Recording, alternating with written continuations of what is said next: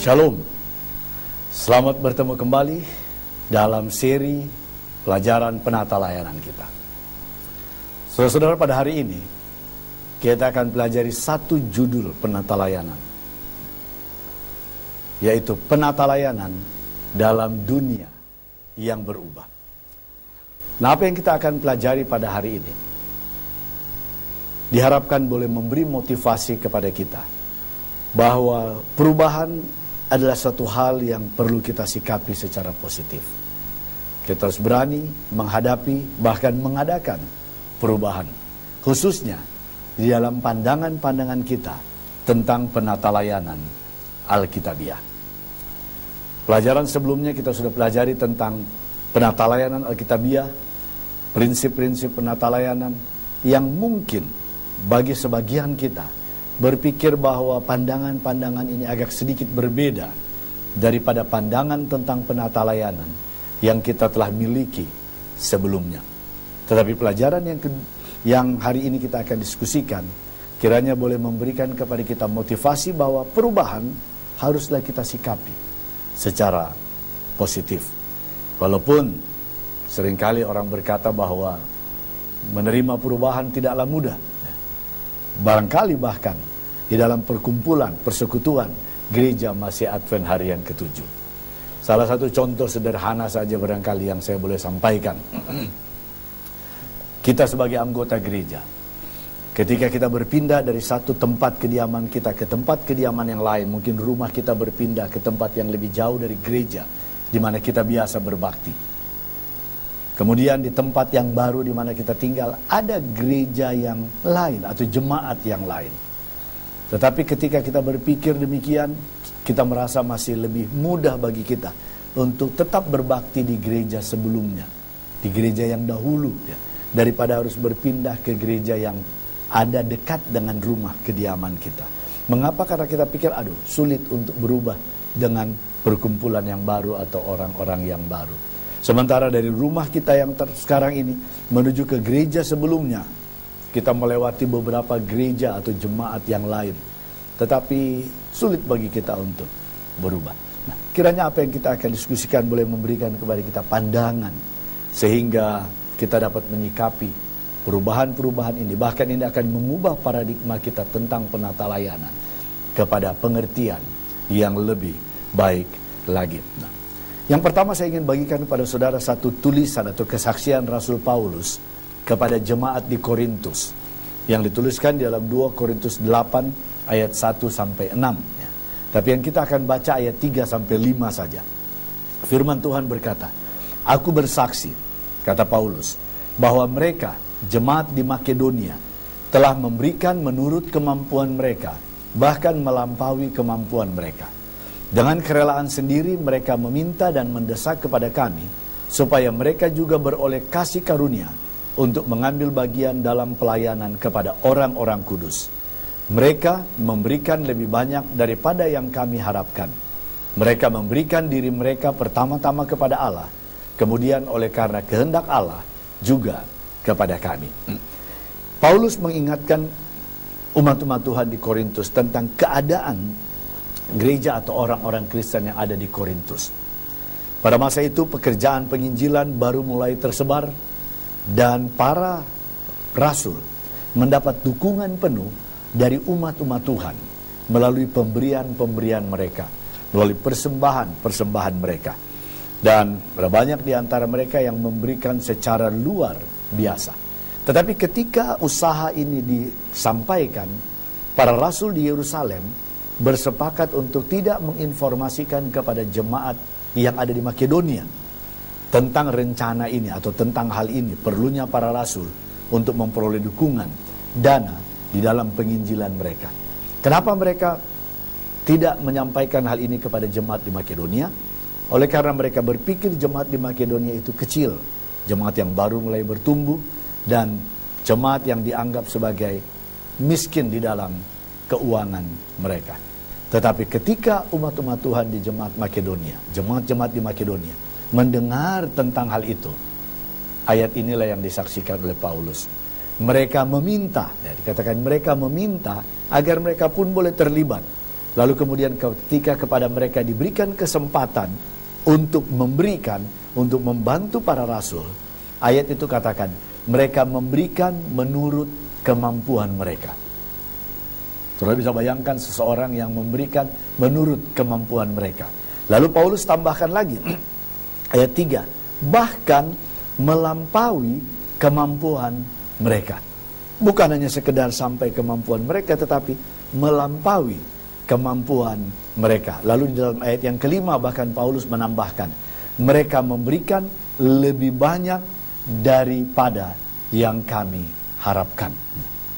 Keseluruhan yang mereka dapat berikan. Lalu Paulus memberikan rahasianya. Yang menjadi pertanyaan kita di dalam penata layanan, apakah rahasianya sehingga orang-orang Kristen di Makedonia yang dianggap jemaat kecil, yang lemah di dalam keuangan, dapat memberikan melebihi apa yang mereka mampu berikan.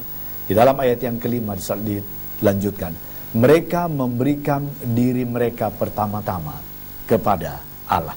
Karena mereka sudah berikan diri mereka kepada Allah, maka semua yang mereka miliki pun mereka rela untuk berikan kepada Allah. Nah, inilah poin yang penata layanan sekarang sedang sampaikan. Untuk mendorong umat-umat Tuhan di dalam kehidupan mereka untuk mengalami perubahan diri, sehingga mereka mampu untuk menyerahkan diri mereka lebih dahulu kepada Allah. Dan kalau umat-umat Tuhan sudah menyerahkan diri mereka kepada Allah, kita tidak perlu khawatir, karena yang lainnya pun akan diberikan kepada Allah. Perubahan inilah yang kita coba untuk sampaikan. Nah, dengan demikian dari ayat ini kita bisa ambil satu kesimpulan.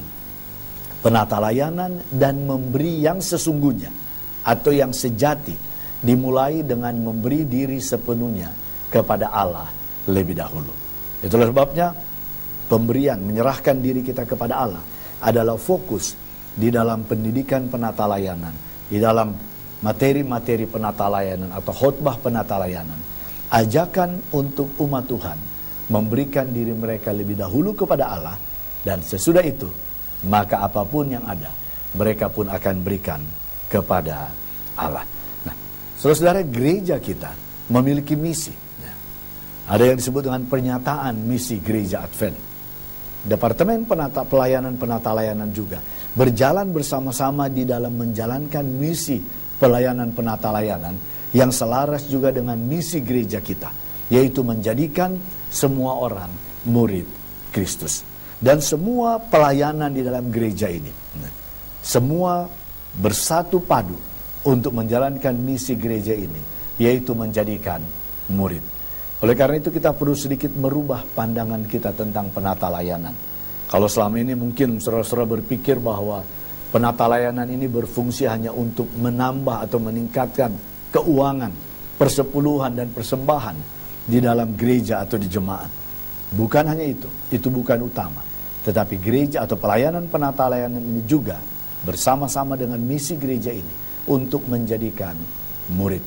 Dan kalau penata layanan juga dapat menjadikan murid-murid ini sebagai penata layan yang setia, maka kita dapat melihat perkembangan gereja kita ini akan maju secara pesat di dalam pertumbuhannya dan pertambahan baik umat atau anggota, begitu juga dengan perkumpulan. Nah, berdasarkan keadaan-keadaan ini, sekarang kita lihat dulu kenyataan-kenyataan yang sedang terjadi, sudah terjadi, sedang terjadi, dan juga akan terjadi. Yang pertama, dunia di mana gereja masih Advent hari ke-7 lahir telah berubah dan akan terus berubah. Kita mundur sejenak, sedikit. Kapankah gereja masih Advent hari ke-7 ini lahir? Kita tahu, tahun 1863, secara organisasi gereja ini lahir atau diakui sebagai satu denominasi gereja. 1863 adalah abad ke-19. Masa itulah Nyonya Ellen G. White. Sementara sekarang ini kita hidup pada abad ke-21. Jadi saudara bayangkan perubahan yang terjadi antara abad ke-19 dan abad ke-21. Kita akui atau tidak, ada begitu banyak perubahan yang sudah terjadi, bahkan sedang terjadi dan akan terus terjadi. Karena itu, gereja juga harus menyikapi perubahan-perubahan ini. Yang kedua, supaya gereja Advent berterima dan terhubung kepada hati manusia sekarang ini, gereja harus menyesuaikan caranya melakukan pelayanan dalam dunia, termasuk penata layanan. Tapi jangan disalah mengerti, penyesuaian-penyesuaian yang kita harus lakukan di dalam pelayanan kita tidak boleh mengorbankan prinsip, standar, atau ajaran-ajaran gereja kita. Yang kita rubah hanyalah pendekatannya saja. Pendekatan-pendekatan yang kita rubah. Cara-cara pendekatan kita. Cara-cara penyajian kita yang kita rubah. Tanpa merubah pola, tanpa merubah standar, tanpa merubah prinsip, dan tanpa merubah ajaran kita. Karena untuk beberapa hal kita punya standar tertentu. Kita punya standar di dalam peribadatan. Kita punya standar musik gereja yang ada kadang-kadang 1-2 orang tertentu berpikir, boleh kita kompromikan standar ibadah kita, kita kompromikan standar musik gereja kita, supaya bisa menjangkau komunitas-komunitas tertentu. Nah, sebenarnya tidaklah demikian. Sudah punya standar, tetapi penyajiannya, di dalam menyampaikannya, yang kita perlu sesuaikan, sehingga mudah untuk berterima dengan orang-orang banyak, sehingga misi kita dapat terus berjalan ya, kepada hal yang lebih baik untuk mencapai misi kita. Jadi penyesuaian perlu ada ya. Kalau saudara perhatikan nanti bahwa pelayanan penata layanan juga sudah mengadakan penyesuaian-penyesuaian, dan biarlah di gereja kita pun kita mengadakan penyesuaian-penyesuaian sehingga dapat lebih terhubung dan dapat lebih berterima kepada hati orang banyak atau manusia dalam kita menjalankan misi gereja kita. Lalu yang ketiga, penata layanan Alkitabiah adalah tekad hati yang seutuhnya kepada Allah, termasuk mengembalikan persepuluhan Tuhan dan memberi persembahan sukarela. Kadang kita berpikir bahwa penata layanan ini masalah persepuluhan dan persembahan. Tetapi poin yang ketiga, kenyataan yang ketiga mengatakan bahwa penata layanan ini adalah satu tekad hati. Tekad hati kita yang seutuhnya. Komitmen kita kepada Allah. Termasuk di dalamnya persepuluhan dan persembahan. Jadi persepuluhan dan persembahan bukan yang utama di dalam pelayanan penata layanan. Tetapi yang utama dalam pelayanan penata layanan adalah hubungan kita dengan Allah. Tekad hati atau komitmen kita kepada Allah. Artinya bahwa penata layanan ini adalah masalah kerohanian. Antara kita dengan Allah.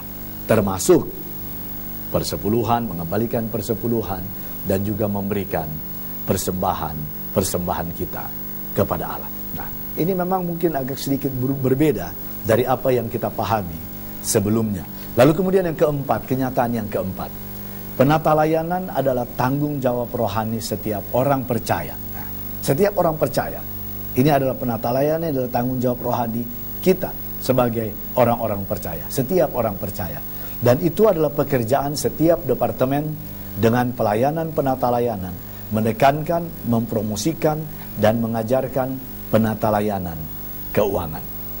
Jadi kalau kita lihat setiap departemen atau pelayanan di dalam gereja kita, semua bermuara untuk meningkatkan kehidupan kerohanian umat-umat Tuhan.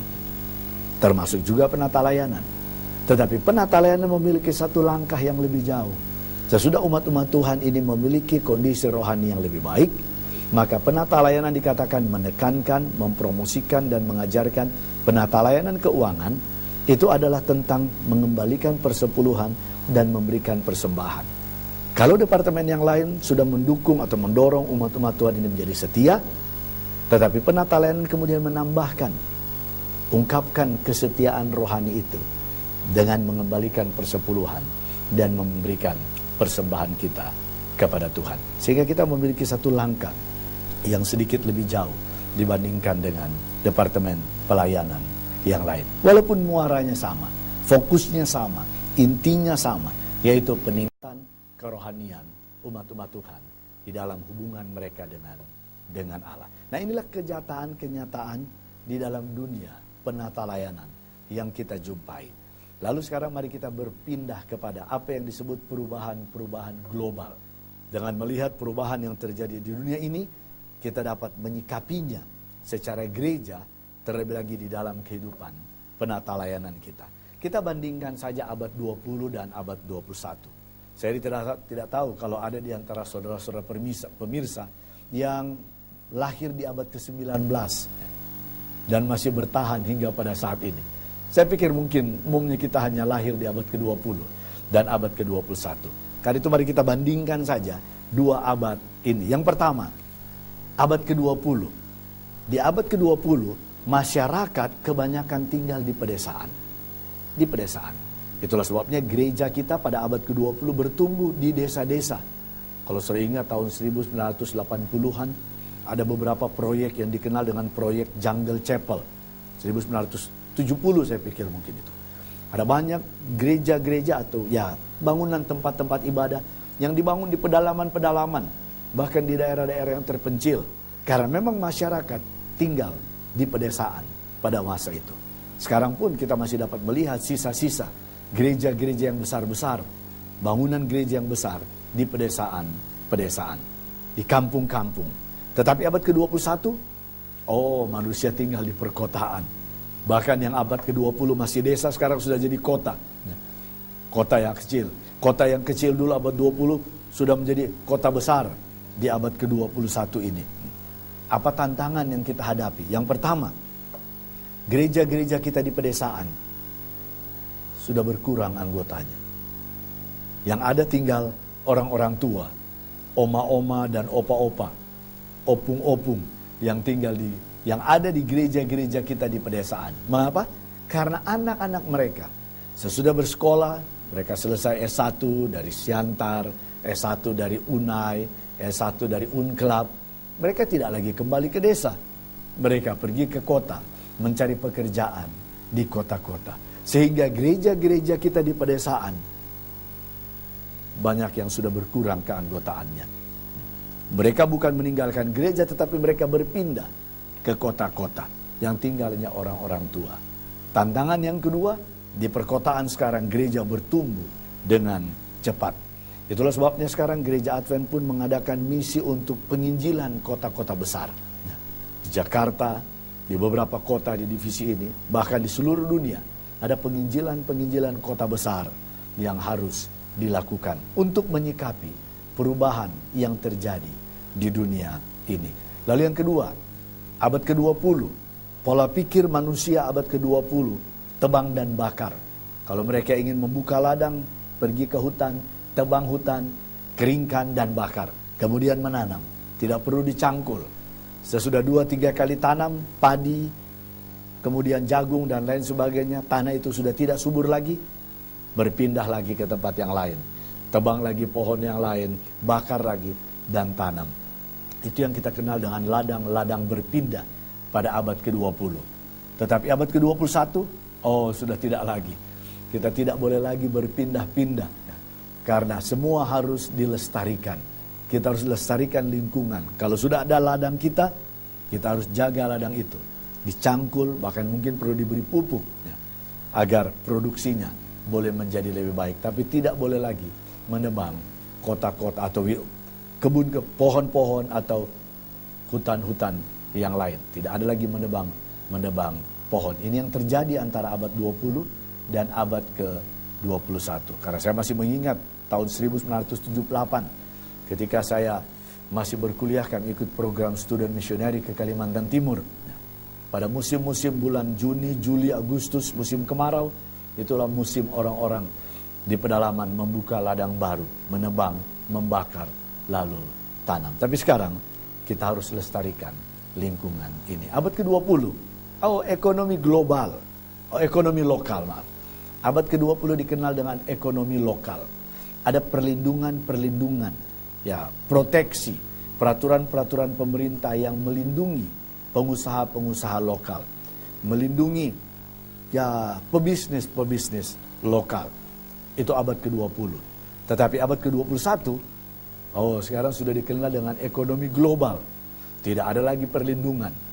Setiap pengusaha harus bertahan sendiri, berjuang sendiri.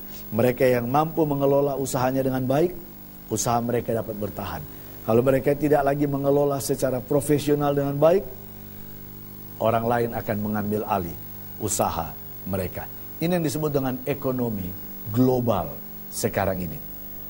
Tahun yang lalu mungkin, saya pernah dengar satu wawancara di radio antara salah seorang manajer Garuda Indonesia Airways.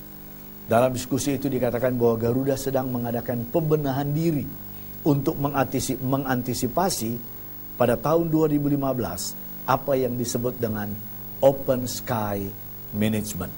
Ya, kalau kita terjemahkan secara bebas saja, pengelolaan langit terbuka. Lalu dia terangkan apa artinya open sky management ini. Dikatakan bahwa pada tahun 2015 di seluruh dunia ini setiap negara sudah harus membuka pintunya untuk membiarkan setiap perusahaan penerbangan dari negara manapun membuka rute perjalanan di dalam negeri. Kalau sekarang belum bisa demikian. Sebagai contoh saja misalnya, Singapore Airlines. Saat ini mereka boleh mengadakan perjalanan ke negara lain. Kita bilang ke Indonesia lah. Hanya untuk satu tujuan. Untuk tujuan internasional. Dari Singapura ke Medan, ada dari Singapura ke Palembang, mungkin ada dari Singapura ke Pekanbaru, Singapura Jakarta, Singapura Solo, Singapura Denpasar, bahkan ada Singapura Balikpapan dan Singapura Manado. Tahun 2015, kalau Singapore Airlines mau perluas pelayanan mereka, untuk Indonesia kita ambil contoh, mereka bisa mengadakan penerbangan dalam negeri, bukan hanya untuk internasional, tetapi juga dalam negeri.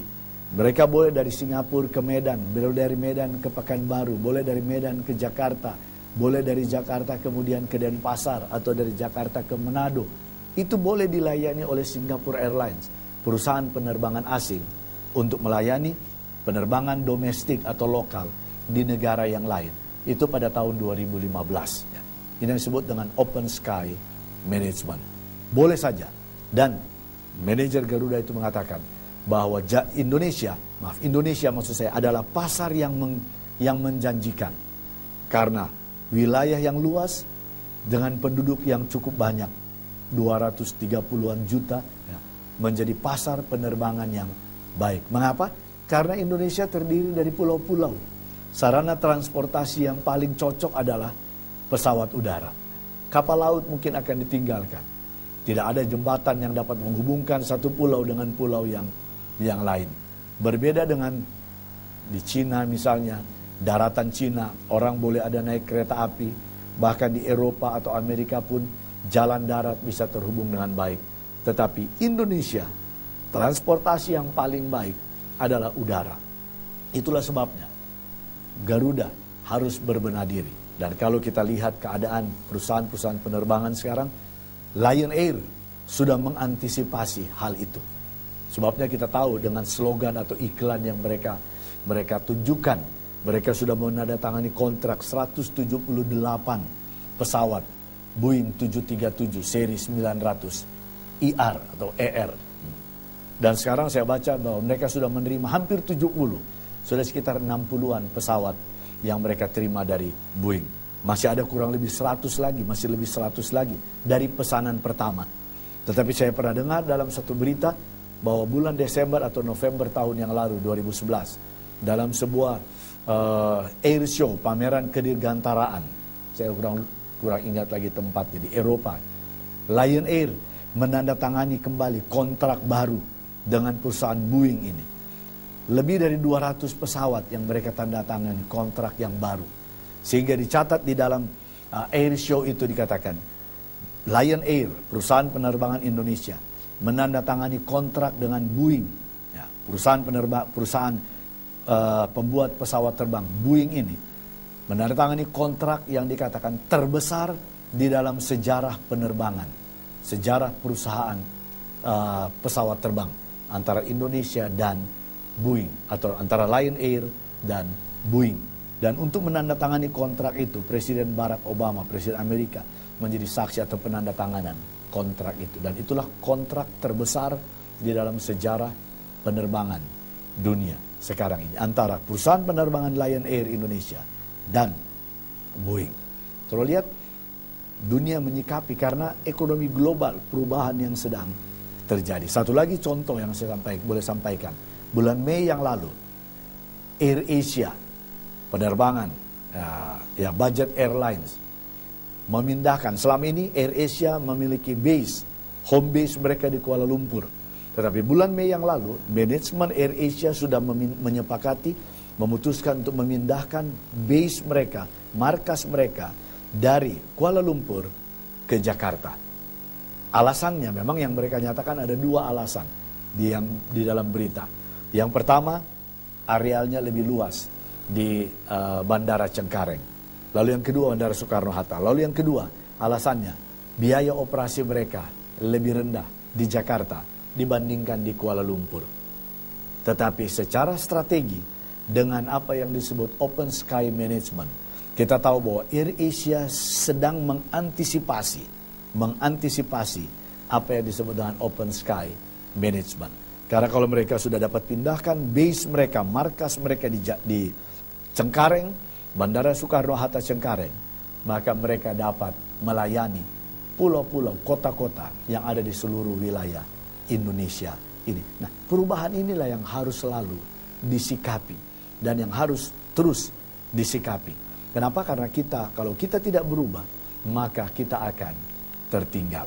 Lalu yang ketiga, yang keempat, pola pikir orang abad ke-20, hemat dan berinvestasi.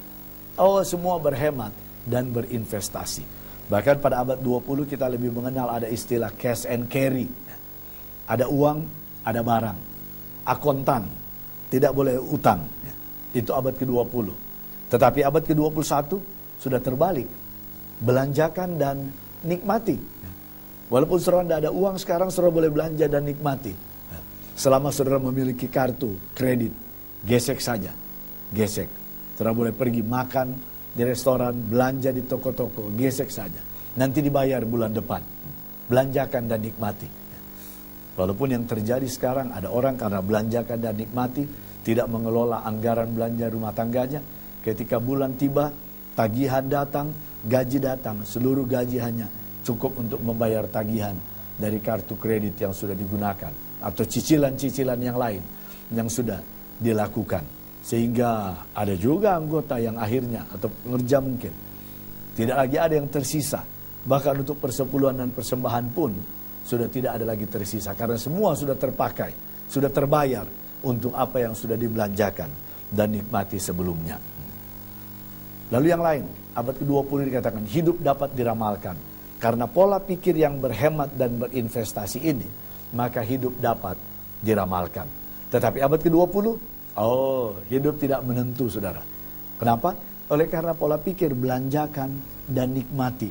Ya, itu sebabnya hidup pun tidak menentu. Tidak ada orang yang pernah berpikir bahwa Amerika akan jatuh ke dalam krisis ekonomi. Tapi karena karena pola pikir yang belanjakan dan nikmati ini, sehingga kondisi itu pun terjadi. Hidup yang tidak menentu. Nah, inilah keadaan yang terjadi di dunia ini. Bagaimana gereja harus menyikapi? Gereja juga harus melihat keadaan ini, ya, menyikapinya secara positif. Nah, kedua, kalau dunia berubah, maka gereja juga harus mengadakan perubahan. Baik kita lihat dahulu dan sekarang. Gereja kita dahulu berpusat atau berbasis di divisi Amerika Utara. Karena gereja kita muncul dari wilayah itu. Tetapi sekarang, sudah terbagi. Gereja ini sudah terbagi-bagi ke 13 divisi yang ada di seluruh dunia ini. Keanggotaan kita sudah terbagi-bagi ke seluruh penjuru bumi di 13 divisi ini. Lalu dahulu pertumbuhan agak lambat oleh karena terfokus dari satu divisi. Sekarang ini pertumbuhan cepat karena semua divisi bergerak bersama-sama di ke-13 divisi ini. Dahulu anggota sedikit, tetapi sekarang anggota kita sudah banyak, hampir 7 juta anggota anggota baptisan dari gereja Masjid Barik 7 seluruh dunia. Sudah cukup banyak, walaupun belum terlalu banyak. Dahulu, gereja ini berfokus pada misi, berpusat pada misi. Ini pun menjadi tantangan. Sekarang ini, berfokus pada pemeliharaan. Karena institusi sudah semakin banyak, anggota gereja sudah banyak, organisasi kita sudah besar. Seringkali Ini yang menjadi tantangan. Karena pimpinan-pimpinan gereja kita meluangkan waktu lebih banyak kepada pemeliharaan. Mengatur dan mengelola ini semua sehingga misi agak terlupakan. Oleh sebabnya kita pun harus mengadakan perubahan. Menyikapi keadaan-keadaan ini. Jangan kita terbuai sehingga lebih fokus kepada pemeliharaan dan kita melupakan misi gereja kita, yaitu menjadikan murid. Sederhana saja barangkali contoh yang saya bisa berikan. Apakah benar bahwa gereja ini sekarang lebih tertarik kepada pemeliharaan atau kepada misi? Di beberapa gereja kalau kita mengadakan rencana untuk KKR masuk dalam agenda majelis jemaat, oh KKR, baik mari kita adakan KKR. Berapa dana yang kita boleh sediakan? Bendahara jemaat, bincang, ya bolehlah 2 juta misalnya dari jemaat. Nanti kan kita berharap ada bantuan KKR dari daerah, ada bantuan KKR dari uni, ada bantuan KKR dari divisi. Tapi dari jemaat 2 juta saja. Setuju. Tanggal sekian sampai tanggal sekian. Lalu agenda yang berikut. Kalau kita sudah selesai KKR, sudah capek kita bekerja, menginjil, mari kita buat retreat. Minggu sesudah KKR ada retreat jemaat. Ketika agenda retreat jemaat ini penting untuk pemeliharaan. Berapa dana dari jemaat? Kalau untuk retreat kita keluarkan dana 10 juta. Atau mungkin ada yang keluarkan dana 20 juta. Untuk makan, untuk akomodasi dan lain sebagainya. Anggaran dana dari jemaat untuk retreat besar sekali. Karena apa? Oh ini untuk pemeliharaan. Untuk kesatuan dan persatuan gereja. Sesudah kita melakukan misi kita. Padahal baru saja kita putuskan dalam agenda kita. Berapa dana untuk misi, berapa dana untuk KKR? Hanya 2 juta. Kalau untuk pemeliharaan, untuk retreat atau untuk piknik, jauh lebih tinggi. Inilah yang sedang terjadi. Karena itu kita perlu sikapi. Hal ini ada beberapa yang perlu dirubah. Dahulu struktur gereja ini tetap. Jemaat, daerah atau conference, uni, kemudian divisi, daat, dan general conference. Tetapi sekarang ini struktur gereja kita agak sedikit fleksibel. Sistem kita sudah fleksibel. Di beberapa tempat, beberapa divisi, dari jemaat setempat, tidak ada daerah atau conference, tetapi langsung dari jemaat kepada Union of Churches, atau langsung di bawah oleh uni. Jadi dari jemaat-jemaat, langsung dibawahi oleh uni. Tidak ada daerah, apakah itu mission atau conference. Kenapa ini? Oleh karena keadaan yang ada. Sehingga gereja pun harus adakan penyesuaian sistem yang menjadi lebih fleksibel. Kita lihat yang ketiga, perubahan di dalam memberi. Perubahan di dalam memberi. Antara yang lama dan yang baru. Yang lama, sistem memberi kita yang lama berdasarkan kalender persembahan. Apa ini kalender persembahan? Kalender persembahan yaitu bahwa pemberian-pemberian kita sudah diatur tujuan-tujuannya. Biasanya misalnya sabat pertama, persembahan kita sabat pertama untuk anggaran belanja jemaat. Persembahan sabat kedua pada jam khotbah ini untuk dana misi sedunia. Akan dikirim kepada organisasi yang lebih tinggi. Lalu sabat ketiga anggaran belanja jemaat. Sabat keempat dana misi sedunia. Lalu kemudian ada lagi beberapa jenis persembahan. Persembahan syukur hari lahir, persembahan proyek usaha, persembahan PA, persembahan Rabu malam, persembahan suara nubuatan, bakti wanita. Ada banyak sekali. Ada kurang lebih 26 jenis persembahan pada sistem kalender persembahan.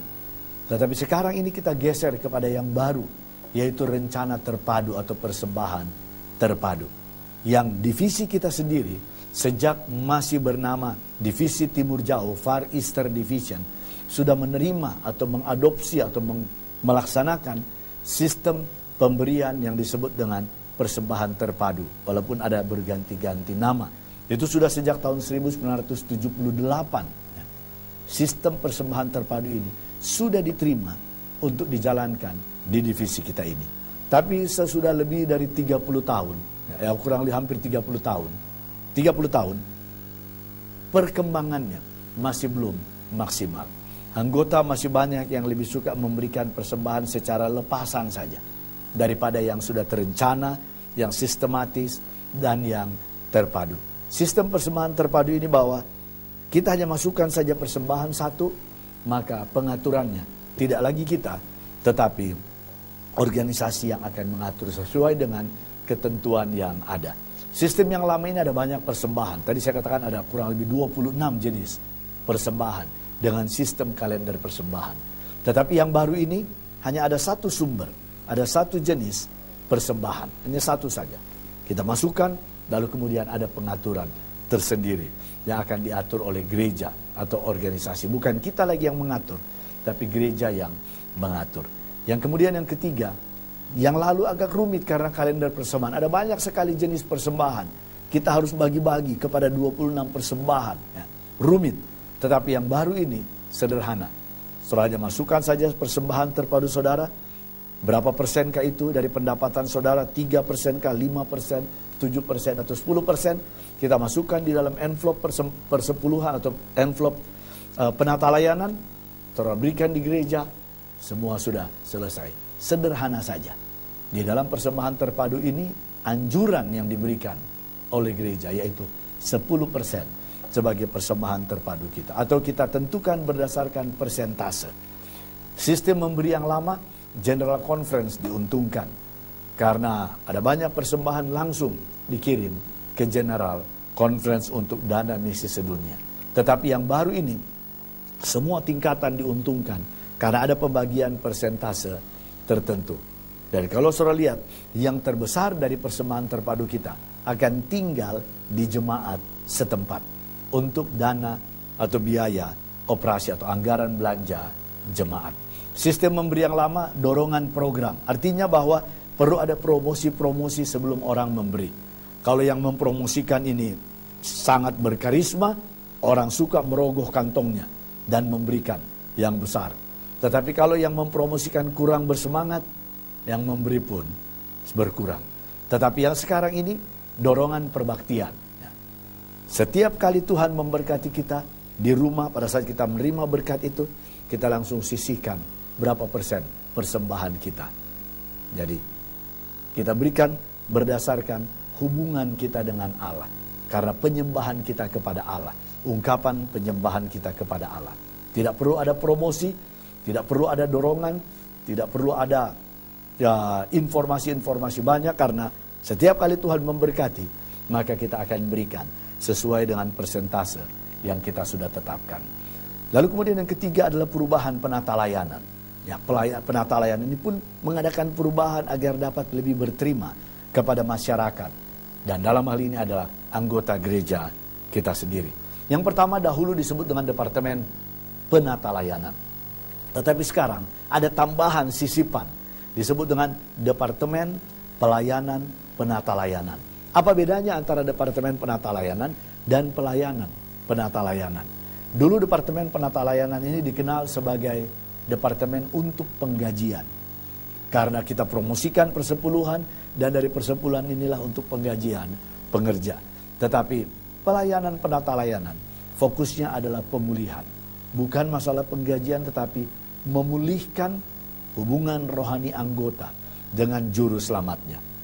Kalau kita dapati atau penata layanan dapati ada seorang anggota atau satu keluarga yang kurang setia di dalam penata layanan, maka pemikiran pelayanan penata layanan sekarang bahwa keluarga atau saudara ini memiliki masalah dalam hubungannya dengan Tuhan. Mereka punya masalah rohani sehingga mereka tidak memberi. Lalu apa tugas pelayanan penata layanan? Menolong anggota ini atau keluarga ini untuk memulihkan hubungan mereka dengan Allah. Dan kalau hubungan ini sudah dipulihkan, kita percaya pemberiannya pun akan mengalir. Dulu departemen disebut sebagai Departemen Pengumpulan Dana. Karena kita fokuskan saja kepada pendanaan gereja ini. Sekarang disebut dengan pelayanan pembangunan iman. Pelayanan penata layanan sekarang lebih fokus kepada membangun iman anggota. Memulihkan hubungan rohani anggota dengan Allah. Dulu departemen, bicara hanya tentang uang saja. Uang, itu sebabnya ada banyak orang berpikir, kalau penata layanan, itu tentang uang. Tapi sekarang kita perlu geser.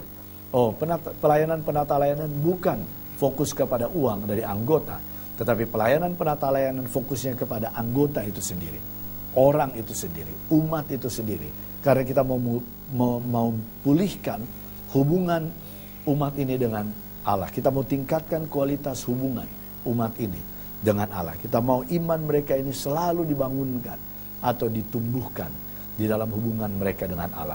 Departemen penata layanan disebut dengan departemen pengembangan. Karena kalau lebih banyak dana, maka gereja ini boleh mengembangkan sayapnya. Tetapi pelayanan penata layanan adalah pemuridan fokusnya. Kita mau menjadikan setiap orang murid Kristus.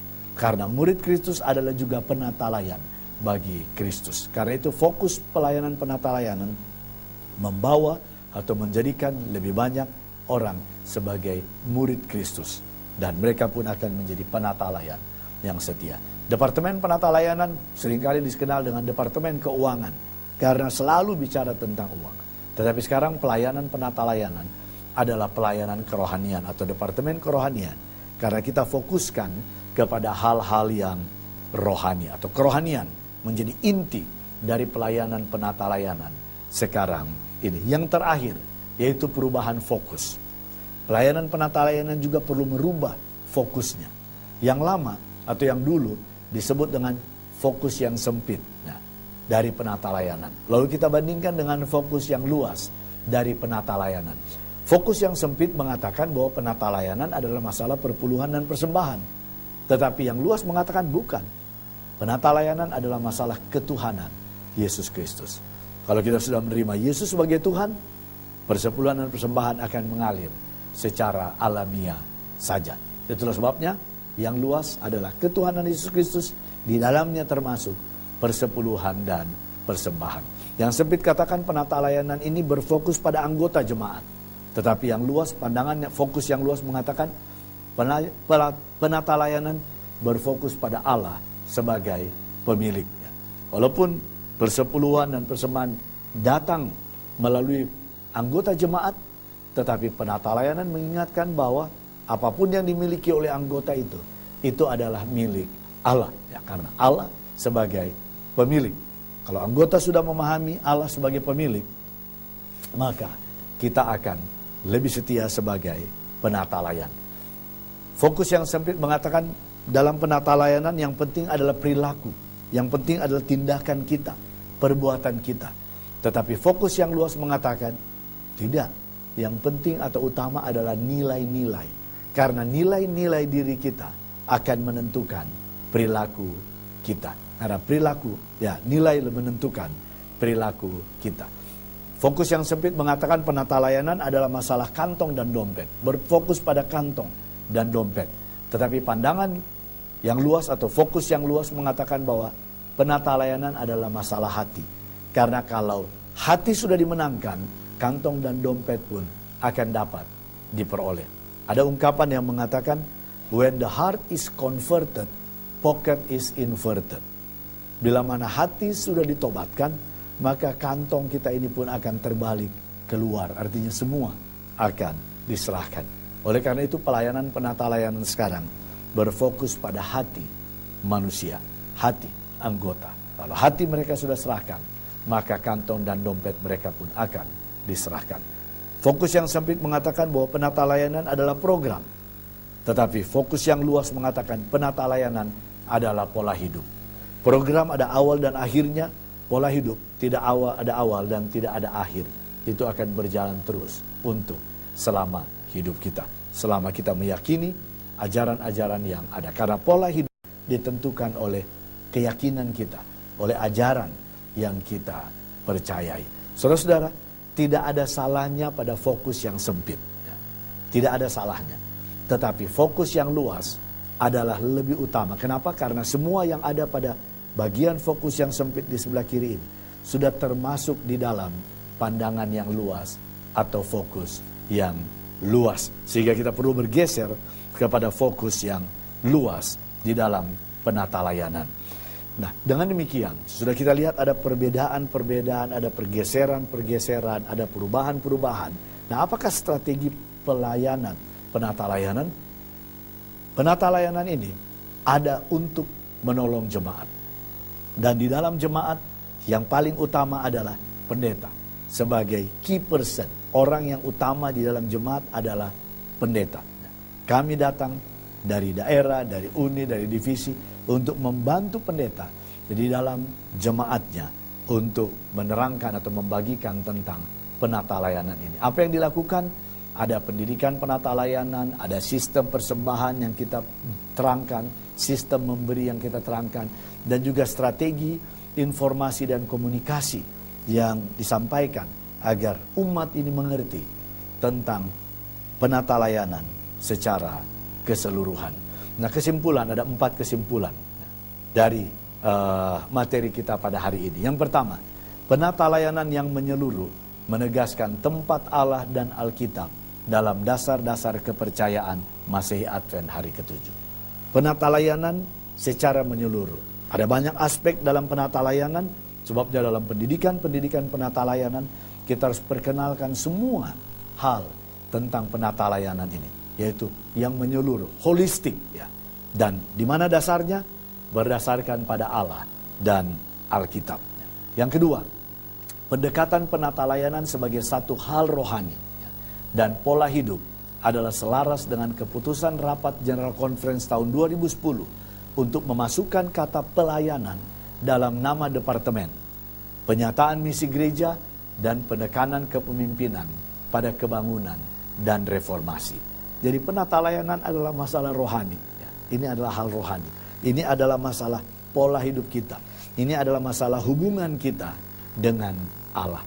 Itulah sebabnya ada sisipan kata pelayanan di dalam nama departemen penata layanan. Sehingga nama lengkap kita sekarang adalah Departemen Pelayanan Penata Layanan. Dan Departemen Pelayanan Penata Layanan ini memiliki misi di dalam departemen ini, misi di dalam pelayanan ini yang sama dengan misi gereja, yaitu menjadikan murid. Dan kita juga memberikan penekanan kepada penekanan kepemimpinan pada kebangunan dan reformasi. Apa artinya? Kebangunan dan reformasi ini tidak dimulai dari bawah, tetapi itu harus dimulai dari pimpinan, dari atas. Sebagai pemimpin-pemimpin, kita harus lebih dulu mengalami kebangunan dan reformasi di dalam seluruh aspek kehidupan kita. Seperti dalam penata layanan, barulah kita akan mengangkat anggota-anggota kita ini untuk mengalami kebangunan dan reformasi di dalam seluruh aspek kehidupan mereka. Dan yang ketiga, pendekatan secara luas, ya, menyeluruh dan luas adalah konsisten dengan cara penata layanan Kristen dinyatakan dalam dasar kepercayaan nomor 21, dan itu termasuk persepuluhan dan persembahan. Jadi pendekatan yang luas dan menyeluruh. Itulah sebabnya sekarang penata layanan lebih memfokuskan kepada seluruh aspek kehidupan kita, seluruh hal yang kita sebut dengan pola hidup kita. Itulah penata layanan. Kenapa ini perlu disampaikan? Oleh karena penata layanan ini adalah apa yang kita sebut bagian dari keyakinan kita. Kita punya 28 dasar-dasar kepercayaan atau 28 doktrin. Sudah tahu apa doktrin nomor 21? Doktrin nomor 21 adalah penata layanan. Itu adalah bagian dari 28 doktrin gereja kita. Nah, itulah sebabnya penata layanan ini penting. Lalu kalau saudara perhatikan, itu adalah doktrin gereja kita. Nah, karena itu mencakup seluruh aspek kehidupan kita. Di dalamnya termasuk persepuluhan dan persembahan. Ya, seperti kita ketahui, doktrin-doktrin semua ini menyangkut pola hidup kita secara keseluruhan. Atau pola hidup kita ditentukan oleh doktrin atau ajaran dasar yang kita percayai. Itulah yang membentuk kehidupan kita atau pola hidup kita. Dan di dalam penata layanan, karena penata layanan adalah salah satu doktrin gereja kita, maka ini merupakan hal yang penting. Di dalamnya termasuk juga persepuluhan dan persembahan. Yang terakhir dalam kesimpulan dikatakan, yang keempat, penata layanan adalah sarana yang terus-menerus digunakan dalam inisiatif gereja tentang Tell the World dengan penekanan pada reach up atau jangkauan ke atas, dan reach out jangkauan keluar, dan reach across untuk jangkauan ke sekeliling atau pemeliharaan. Ini adalah inisiatif yang sudah disampaikan kepada kita sejak tahun 2005. Dan ini tetap kita bawa di dalam pelayanan gereja kita termasuk penata layanan. Lalu kita tambah lagi dengan inisiatif-inisiatif yang baru diluncurkan tahun 2010. Seperti kebangunan dan reformasi, pemuridan dan evangelisasi. Termasuk juga di dalamnya inisiatif 777. Ya. Dan juga inisiatif yang terakhir ini tentang tema gereja kita. Dibangunkan oleh firman-Nya atau revive by His word. Nah, penata layanan juga mengingatkan kita bahwa semua inisiatif gereja ini harus disandang bersama-sama, harus didukung bersama-sama. Dan penata layanan juga membawa semua inisiatif gereja ini untuk bermuara pada misi gereja, yaitu pemuridan atau menjadikan semua orang murid Kristus. Dan murid-murid Kristus adalah juga penata layan. Saudara yang kekasih, kalau kita boleh simpulkan, pelajaran kita pada saat ini tentang penata layanan dalam dunia yang berubah, yaitu bahwa kita harus siap membuka pikiran kita, membuka hati kita, oleh karena perubahan-perubahan yang terjadi, yang harus kita sikapi, yang walaupun perubahan itu seringkali adalah perubahan paradigma atau pandangan kita, khususnya tentang penata layanan. Sehingga ini akan membuat kita sebagai orang yang baru setiap hari. Oleh karena kita selalu diobahkan oleh pandangan-pandangan atau firman yang kita pelajari setiap waktu. Dengan adanya perubahan di dalam kehidupan kita, karena dunia kita berubah selalu, maka pelayanan kita akan lebih berterima kepada umat atau kepada orang banyak. Dan pada gilirannya, pelayanan yang berterima ini, kebenaran yang berterima ini akan meningkatkan kerohanian umat-umat Tuhan dan lebih mempersiapkan mereka menjadi penata layan yang setia di dalam seluruh aspek kehidupan mereka. Terima kasih banyak atas perhatian saudara. Tuhan memberkati saudara adalah doa dan harapan kami. Terima kasih.